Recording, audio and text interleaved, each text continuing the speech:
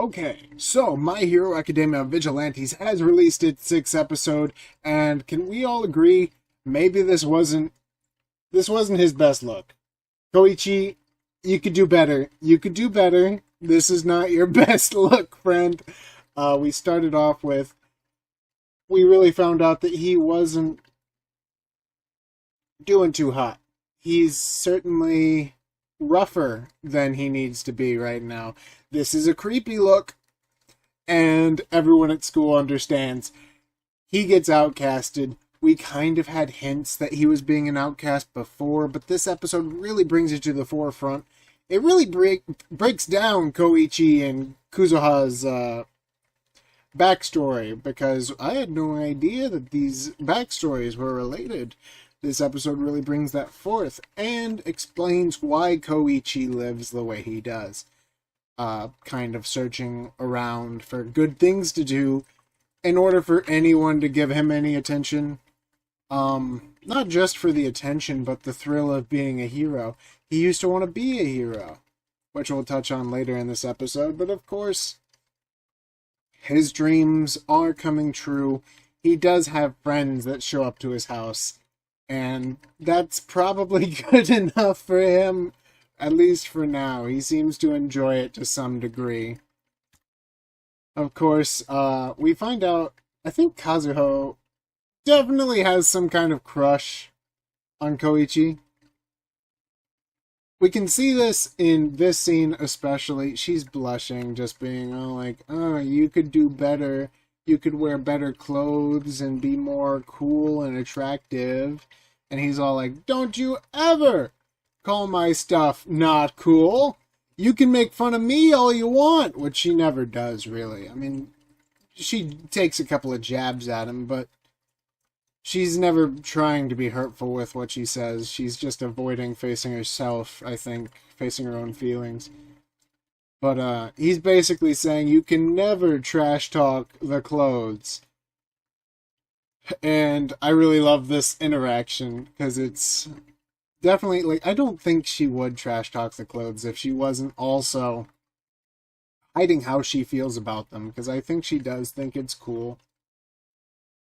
And we end up getting this flashback whenever he shows off all the clothes and is all like, I don't have one because I gave it away to a kid.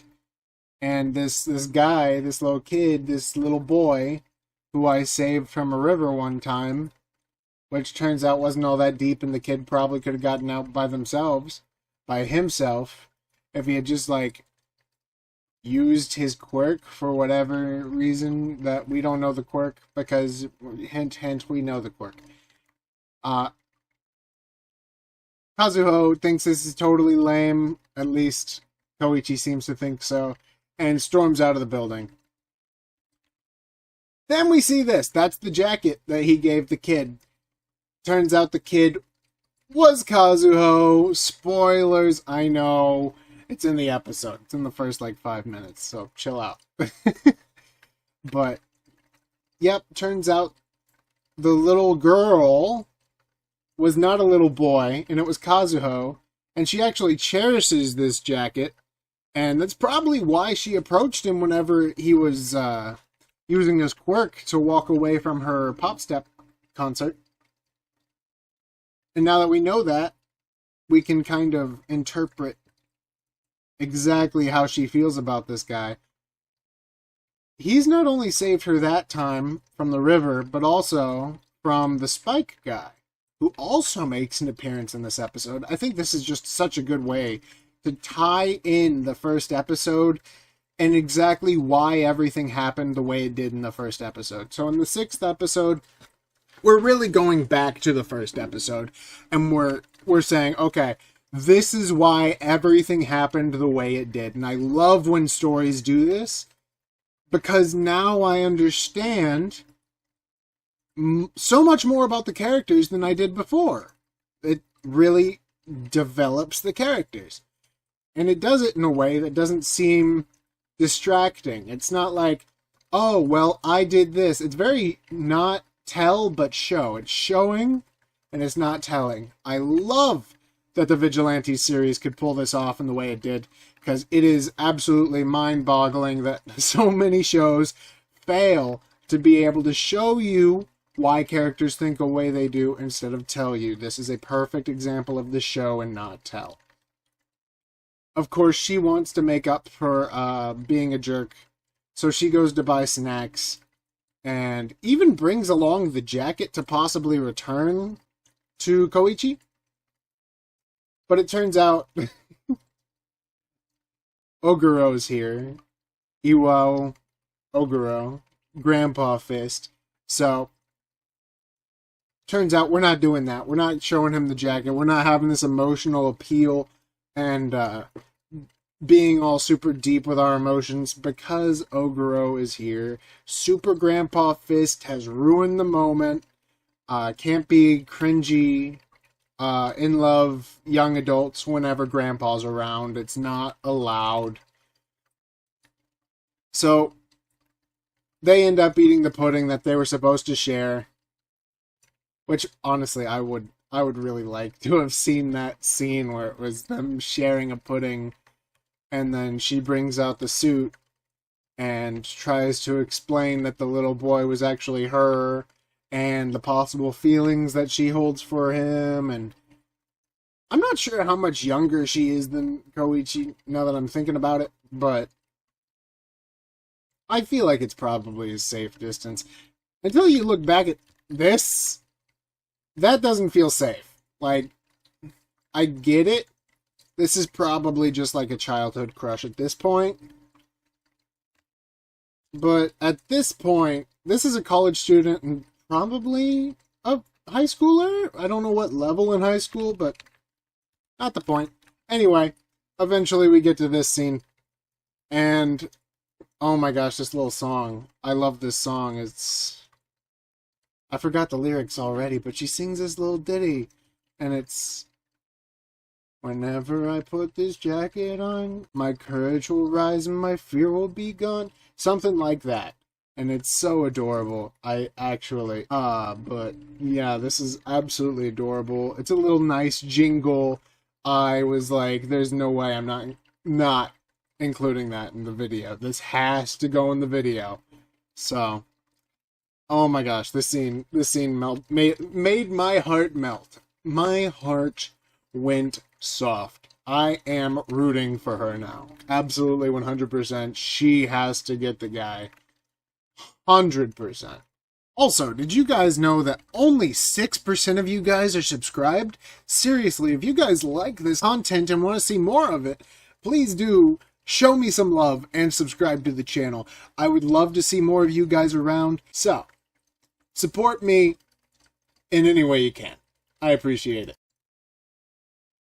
And of course, it would not be a Vigilantes episode without a little bit of drama. So, I'm not really sure what I'm gonna call Queen Hachisuka. I'm probably just gonna call her, like, bee or something. She has something to do with bees. She's a bee. So, Queen Hachisuka shows up and is all like, hey, I got your drugs after this stone guy finally got out of prison. Because I love how they explain this, and I had no idea that this is how it worked. Basically, if you use your quirk once in a violent attempt, you're not a villain yet. So, he gets out and goes back onto the streets because he's not a villain, he only committed a crime.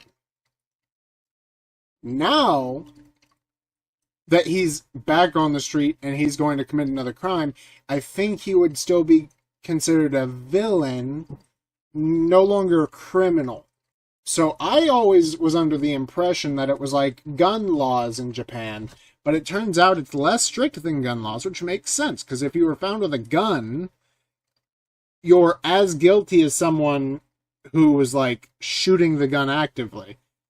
But if you're found with a quirk, you're diagnosed. You can't get rid of your quirk. So it's a much more normal and nuanced kind of societal blend, where it's everybody pretty much has a quirk, and it's obviously not that big of a deal. to be seen using your quirk. But, you know, actively using your quirk to hurt people multiple times in a row, eventually you're going to get labeled a villain. That makes so much more sense than what I was operating under, the idea that it's like, yeah, if you use your quirk to hurt people, you're immediately a villain. Has to be multiple attempts. You're still labeled a criminal, but not quite a villain. So anyway, he takes the drug again, and now he's going crazy. Apparently he's stronger and faster than the first time, so they are enhancing the drug. And our heroes, Koichi and Kazuho, they both show up, and they're all like, haven't we already beat this guy? And they explain the whole ruling between what's a villain and what's a criminal. And does it beautifully. Very simple words, but very deep meaning. If you understand laws in real life, you kind of grasp why it might be that way. But essentially, he's all like, oh, well, I'm not having as easy of a time dodging as I thought I would.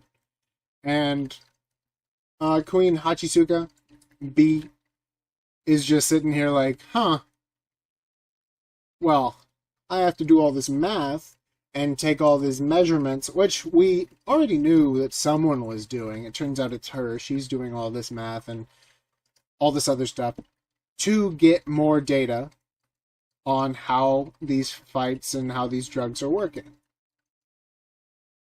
To eventually send to All for One, of course.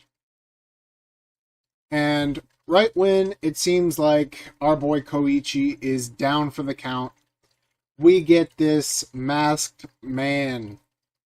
I forgot his name, so I'm not going to say his name. But he shows up and he has a sword. We got an image of him earlier, and he was having killed someone. So we knew this guy was not good news. But in this scene, we aren't shown explicitly that he's doing anything bad.